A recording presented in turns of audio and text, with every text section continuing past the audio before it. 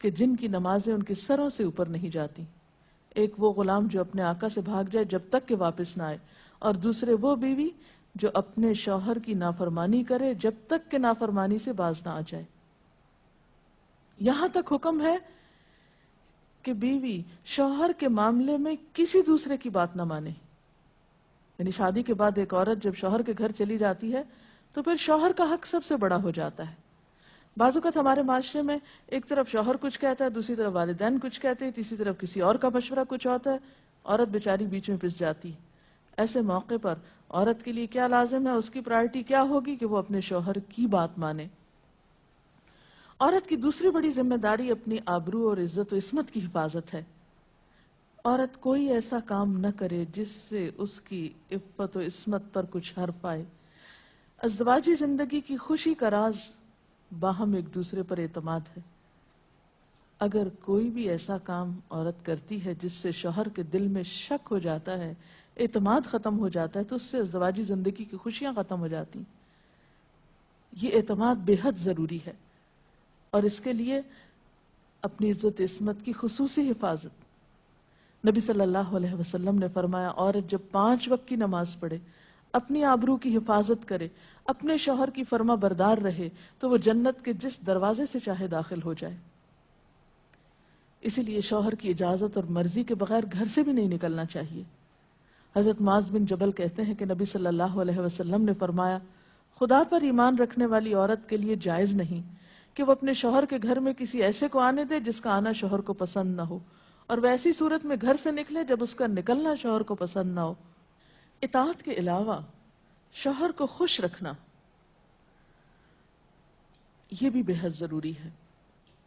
نبی صلی اللہ علیہ وسلم نے فرمایا، جس عورت نے اس حال میں انتقال کیا کہ اس کا شوہر اس سے خوش تھا تو وہ جنت میں داخل ہوگی. اور عموماً کسی کی خوشی کے لیے انسان اپنے جذبات کی قربانی دیتا ہے، بعض اوقات اپنی سوچ کی قربانی دیتا ہے، بعض اوقات اپنے کسی اور راحت و آرام کی قربانی دیتا ہے.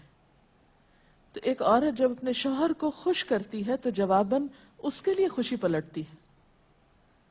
اس لیے گھریلو زندگی کی خوشی کا انحصار اسی بات پر ہے کہ دونوں ایک دوسرے کے لیے قربانی کے جذبات رکھتے ہوں، ایک دوسرے کے لیے رحمت اور ایک دوسرے کے لیے مودت کا ذریعہ ہوں. جیسا کہ قرآن پاک میں شادی کا مقصد ہی یہ بتایا گیا کہ دونوں کے درمیان باہم مودت اور رحمت کے جذبات ہوں، ایک دوسرے کے لیے سکون کا باعث ہوں، تاکہ انسانی زندگی بہترین طریقے پر رواں دواں رہے. اسی طرح شوہر سے محبت کا اظہار کرنا، اس کے ساتھ وفادار رہنا، اس کا احسان ماننا، یہ بھی بے حد ضروری ہے. حضرت اسماء کہتی ہیں کہ ایک بار نبی صلی اللہ علیہ وسلم میرے پاس سے گزرے، میں اپنی سہیلیوں کے ساتھ تھی. آپ نے ہمیں سلام کیا اور ارشاد فرمایا، تم پر جن کا احسان ہے ان کی ناشکری سے بچو. تم میں سے ایک اپنے ماں باپ کے گھر کافی دنوں تک بن بیاہی بیٹھی رہتی ہے، پھر اللہ تعالیٰ اس کو شوہر عطا کرتا ہے، اولاد دیتا ہے، اور ان سارے احسانات کے باوجود اگر کبھی کسی بات پہ شوہر سے ناراض ہوتی ہے تو کہہ اٹھتی ہے، میں نے تو کبھی تمہاری طرف سے کوئی بھلائی دیکھی ہی نہیں. تو یہ جملہ ناشکری کا جملہ ہے جو عورت کو نہیں بولنا چاہیے. قیامت کے دن اللہ تعالیٰ اس عورت کی طرف نظر رحمت اٹھا کر نہیں دیکھے گا جو شوہر کی ناشکری ہوگی. اور آخری بات یہ کہ عورت کے اوپر لازم ہے کہ وہ اپنے گھر بار، مال و اسباب اور اپنی ذمہ داریوں میں شوہر کی مددگار رہے، شوہر کی وفادار رہے. آپ صلی اللہ علیہ وسلم نے فرمایا، قریش کی عورتیں کتنی اچھی عورتیں ہیں جو بچوں پہ بہت مہربان اور شوہر کے گھر بار کی حفاظت کرنے والی ہیں. آپ صلی اللہ علیہ وسلم نے ایک اچھی عورت کی خوبیاں بیان کرتے ہوئے فرمایا، مومن کے لیے خوف خدا کے بعد سب سے مفید اور باعث خیر نعمت نیک بیوی ہے. اور نیک بیوی کون؟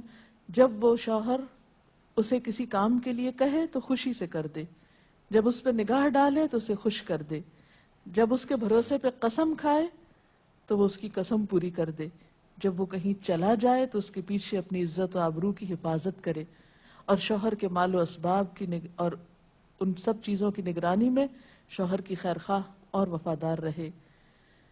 اور اس کے ساتھ ساتھ اپنی صفائی، زیبائش اور سلیقہ مندی کا بھی ثبوت دے۔ اس سلسلے میں اگر آپ کے ذہن میں مزید کچھ سوالات ہوں تو آپ کر سکتے ہیں۔ اگر والدین اور شوہر دونوں میں سے کسی ایک کی بات ماننے کا جیسے وقت ہو تو پھر کس کی بات پہلے مانی جائے گی؟ شادی کے بعد شوہر کی بات ماننا زیادہ ضروری ہے بنسبت کسی اور کے، کیونکہ واضح طور پر آتا ہے کہ عورت شوہر کے معاملے میں کسی دوسرے کی بات نہ مانے۔ اگر